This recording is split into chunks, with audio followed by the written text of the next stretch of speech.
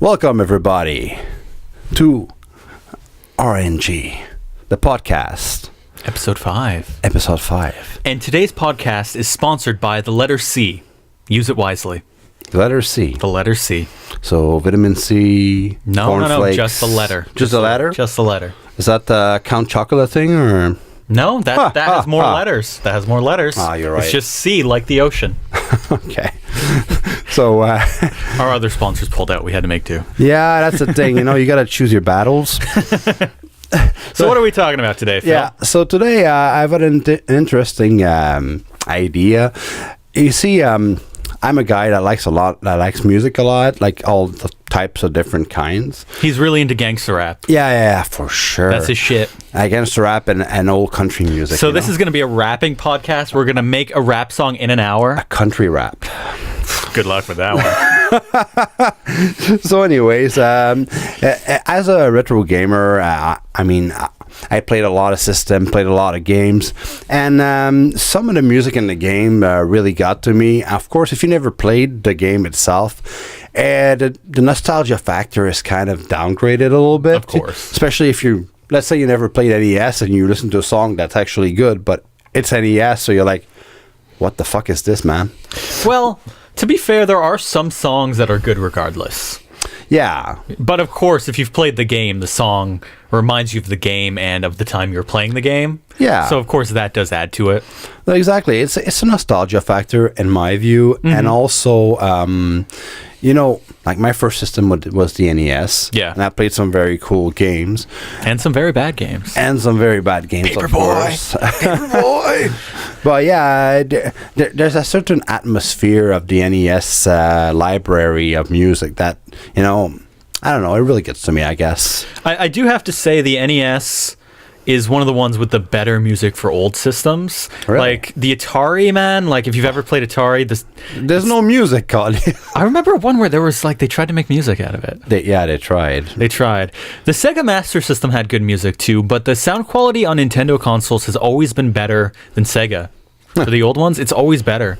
Like if you listen to a Genesis and a Super Nintendo wins. Yeah, Super Nintendo sounds more smooth, of course. Mm-hmm. But personally, I think the Sega had its own thing. It had its own style, its own feel, of course. Yeah, its own style, its own feel. It was more like electronical than anything else. Yes, so it was. It made it a bit more electric and rad, if you yeah, I'm not saying it's bad, but just in terms of sound quality, because especially I edit all the sound that we ever do, especially in terms of sound quality, Nintendo seems to always, at least back in those days, be a little bit ahead of the competition. Yeah, exactly. The good games, of course, because some of them. Well, of course. LJN comes to mind. Great company. The Rainbow of Doom. A lot of the song is like 3 notes. Some of them, yes. I mean, I remember Total Recall. You're in the sewer. It's like. Well, that's the entire song. It's a loop. If we're gonna talk about really, talk about really bad music on the NES, Halloween, which we played. Yes, it was like a 5 to 7 second loop. Yeah. Although I think the music did change when you went into a house.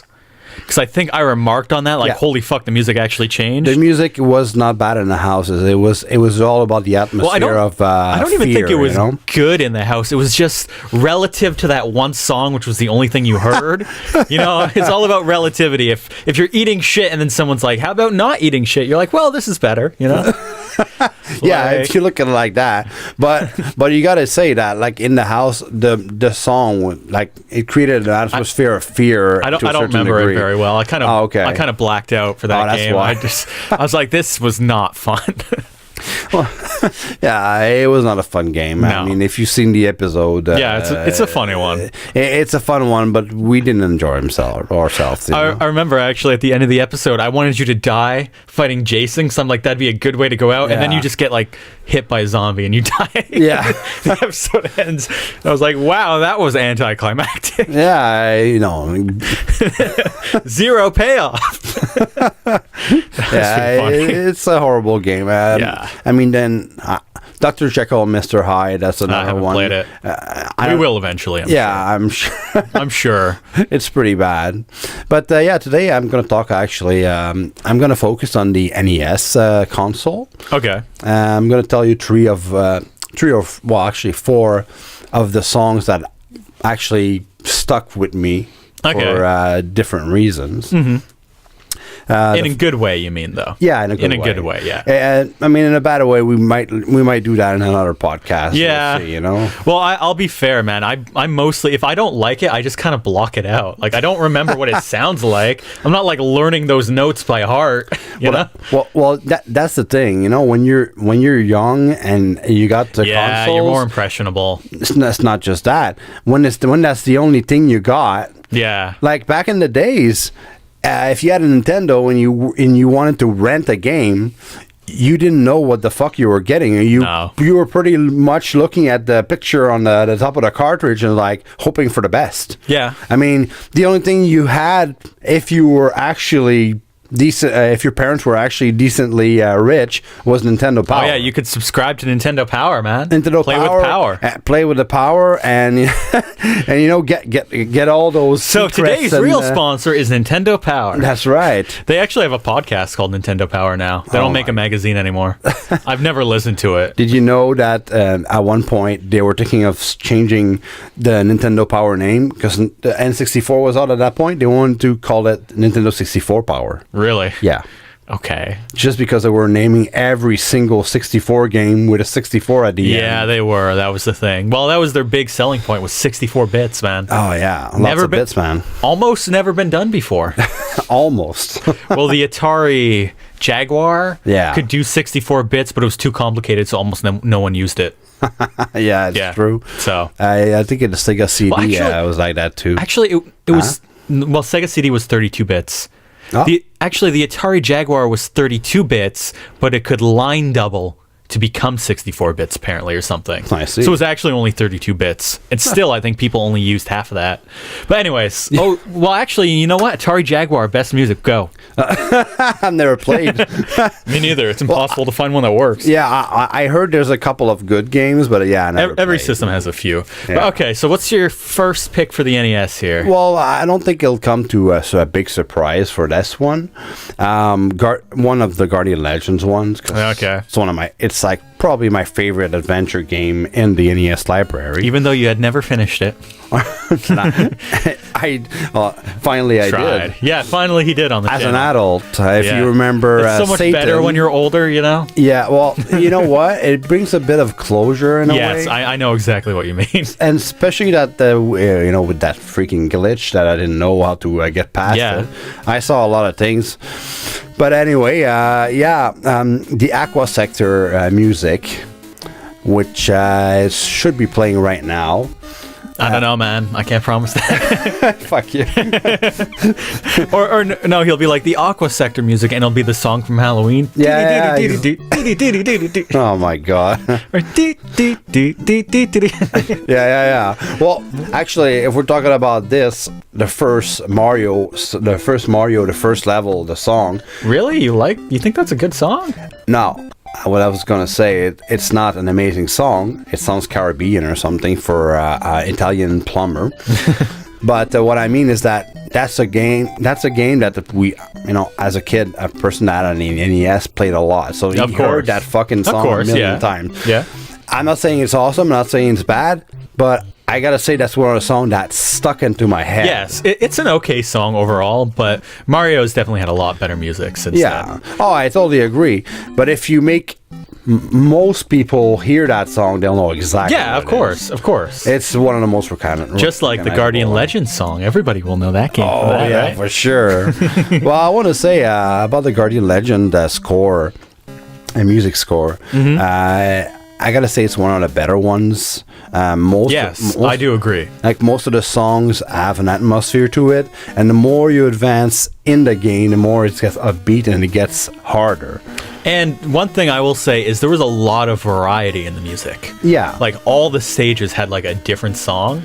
Which there were a couple where I didn't really care for the song. Like I remember one of the last, like the desert level. Yeah, it's not that great. We were both kind of like, man, whatever. But it was like, at least it's different. Yeah, exactly. You know, for each one. Yes. And most sectors had different songs. Yeah, exactly. So yeah, that's one of the redeeming factor about this game as well. Mm-hmm. I really think that particular song that you're hearing, it fits well in an exploratory space game. Yes. You know, because when you heard that song, you're exploring the aqua sector before you go into any corridor. Yeah.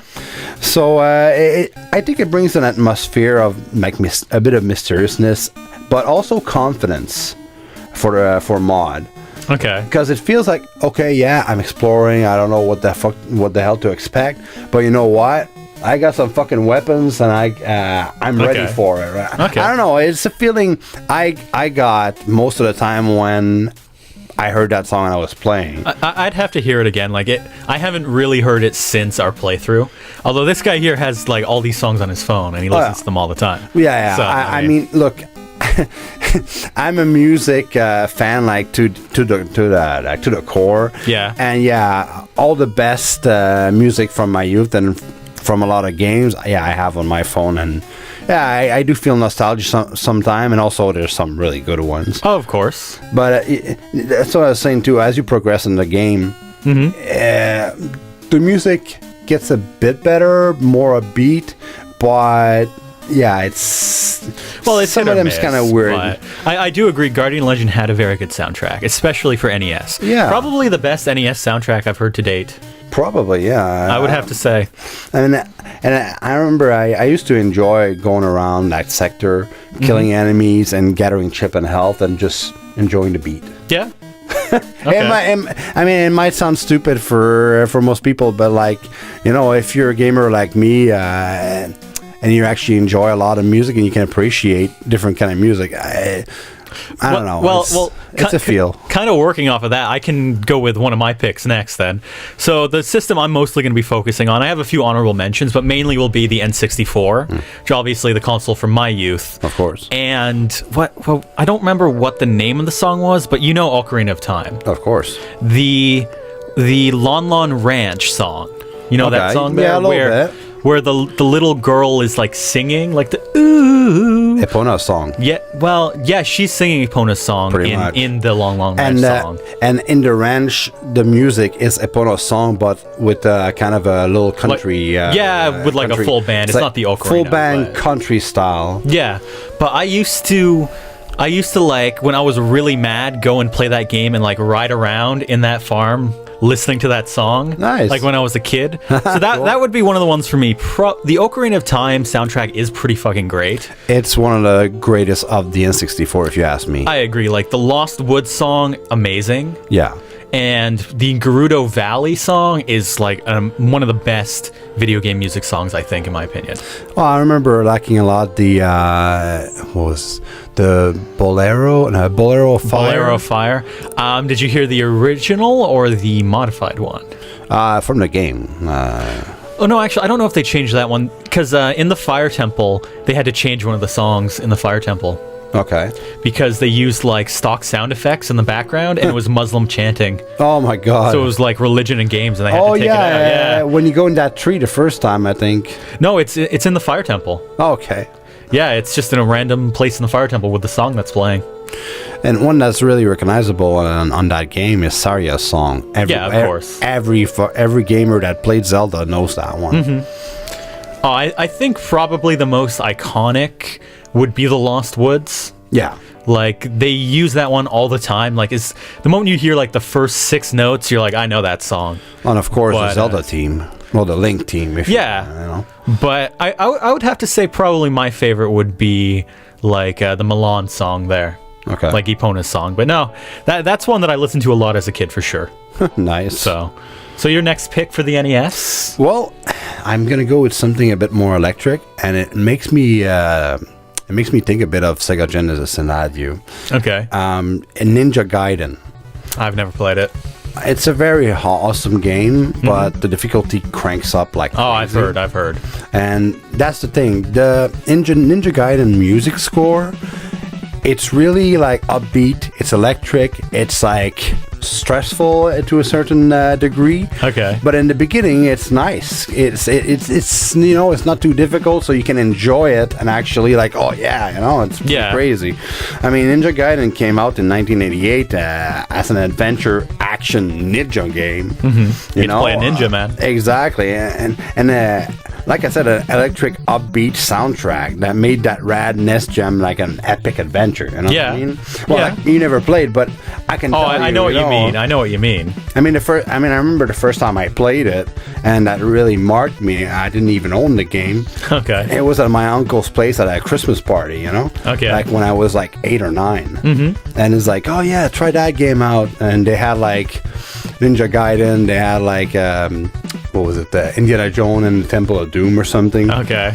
So that one really sticked up, and the first stage music, as you can hear it, it's like really, I don't know, it's really intense, I gotta say. Okay. I mean, it got me pumped up when I was playing that first time. It really got me pumped up and craving for more. I wanted to hear more of the score of that game, because it was pretty cool while you were playing it. Oh, awesome. Unfortunately, it gets ridiculously hard. Yeah. And the music gets even more stressful, so you're even more unfocused, you know what I mean? Yeah. So it doesn't help at all. No. But that one, definitely. Oh, okay. One of the best ones. Oh, I'll have to listen to it. I probably will while editing this. That's right.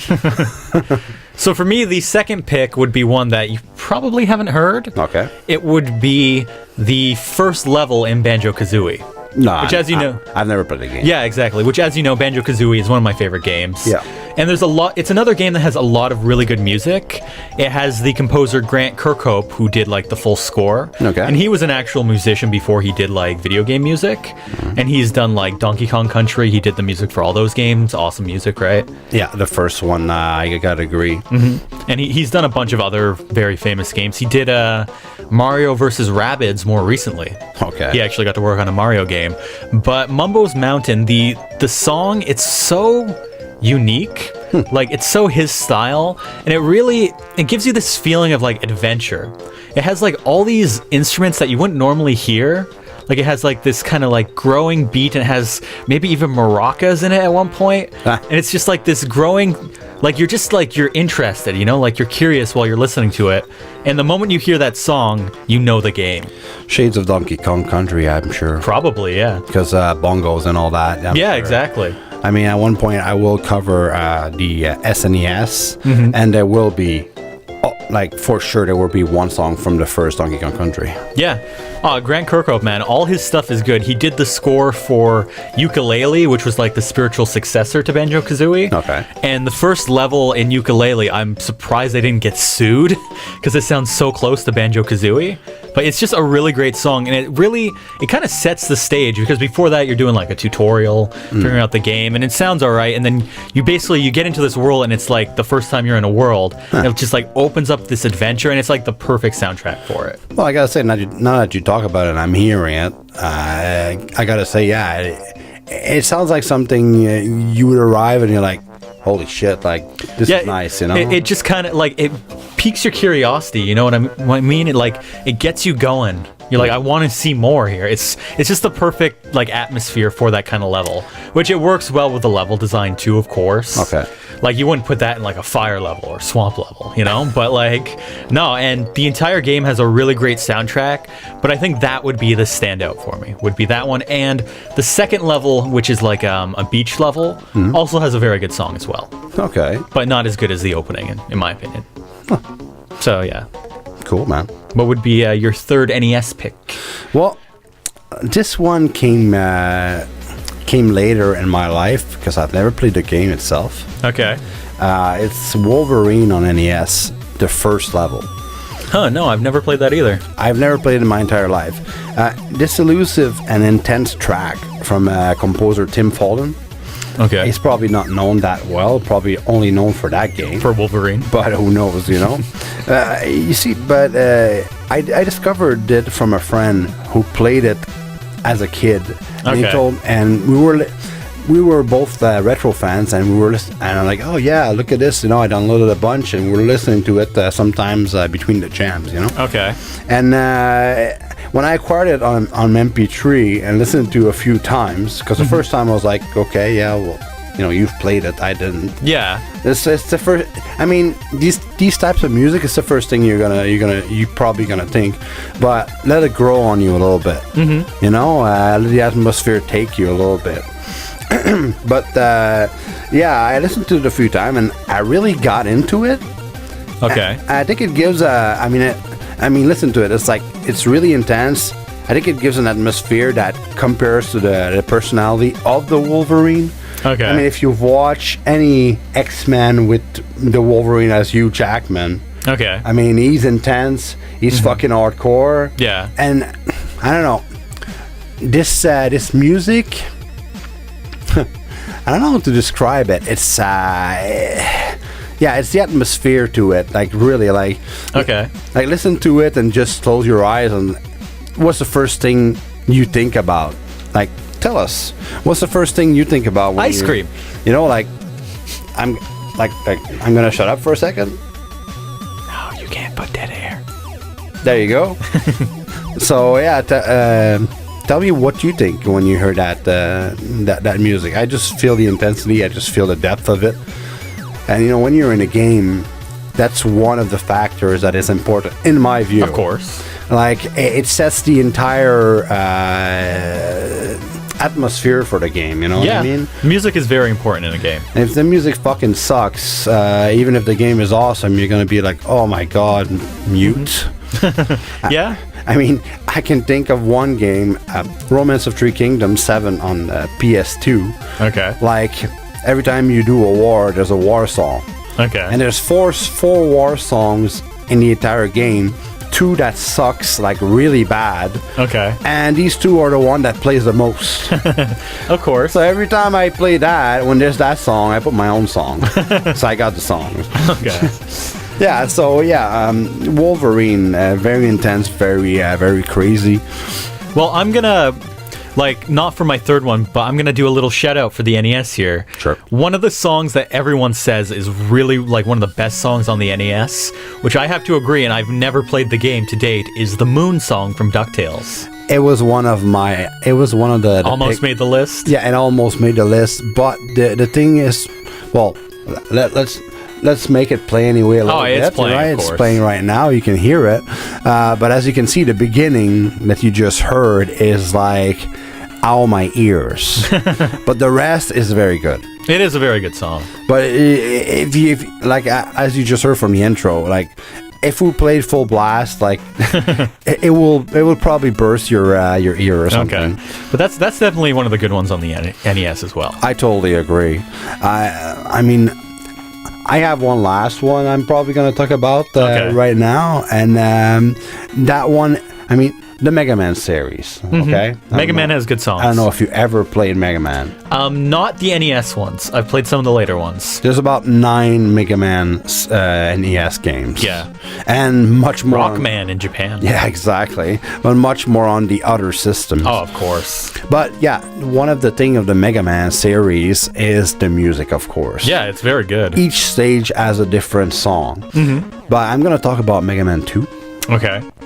I have 3 songs that I really like, but one of the best one is Metal Man, as you can. So you can hear it right now. I can't promise that. but the song is really elaborate, and as you can see, it's got a really electronic touch to it. But you can see that the person that did it knew music. Yeah. You know what I mean? I mean, there's a difference. Well, it is Capcom. Well, it is, yeah. Capcom, you can't really go wrong, because a lot of the Capcom music is really good. Yeah, like Willow had pretty good music. It was by Capcom. Resident Evil is by Capcom. Resident Evil 2 and 3 had amazing scores. Oh, I loved Dead Rising. The music that they would play in the malls, like the I've never played, but you've never played Dead Rising? No, I really. I probably played the first one a little bit. Really? Okay, but you're in a mall and you're killing zombies. Of course. But the entire time you're in a mall, so it's playing like elevator music where it's like while you're like sawing people's heads off and fucking but yeah, Capcom, they're good. Yeah, they know what they're doing for sound They're really design. good for that. But for that particular stage, I don't know, it gets to me a bit more, and even sometimes, I'm in my car, I play it, and I'm just enjoying my ride, Yeah. Like that's one fun things about any types of music. When you have a car, it's so fun to fucking drive and have music going on. I don't know. It's one of the small pleasures of life. You know what I mean? Okay. Hey, it's a guilty-free pleasure and doesn't cost anything, right? Unless, you have to buy that music, man. Don't pirate. No, of course. I bought them all online, of course. Sure. So anyway, yeah, that was my 4 picks for the NES. Okay, I've got one more for the N64. Go right ahead. This is the song that everybody goes crazy for on the N64, and it's one where, as a kid, it never really did much for me. Like, I never really noticed it. Okay. And then I heard it again as an adult, and I was like, whoa, I remember that game. I remember playing that. It's Dire Dire Docks from Mario 64. Okay. You've played Mario 64, right? Not through the end, but I did play a little bit, yeah. Well, one of the first levels is like, the picture is like a ship, and the main level is like underwater. Okay. And there's a song that plays on it. It's a very like mellow, chill, peaceful song. Like, it's the kind of song you would meditate to almost. Okay. But a lot of people consider it to be like one of the best songs on the N64. It's what you're hearing right now. And it is a pretty good song, like, I have to admit. It's one that, like I said, I never really noticed it as a kid. But it's one of those songs where hearing it as an adult, it took me right back. Well, I've never heard it, but it sounds good. Of course, it sounds Nintendo Mario. Not really what you'd expect, though. Really? Yeah, it's like I said. You'll hear it when the podcast goes up. It's a very different kind of song, but it's such a chill underwater level. Okay. Like, it's very peaceful. Yeah. So it's just a really good, really not intense, but just a really well-made song that a lot of people consider to be one of the best Mario songs on Mario 64, at least. And it's not like anything else you've ever heard, really. And it's really good. That would be my 3rd pick for the N64. Okay. Now, I didn't come up with a 4th pick for the N64, but I have a couple songs I do want to give a shout out to, just because I feel like they're so good and important. Yeah. The first one, which you might agree with, would be the Shovel Knight theme. Do you remember it? Yeah, it's not for the N64. No, it's not. Yeah. That would just be one that needs a shout out because it's so good. Okay. We played Shovel Knight, but we were talking about how the songs make the game and how you need that atmosphere. Yeah. I don't think I can remember another game that I've played where the song has matched it so perfectly and set it up. Like, the opening theme is just so good.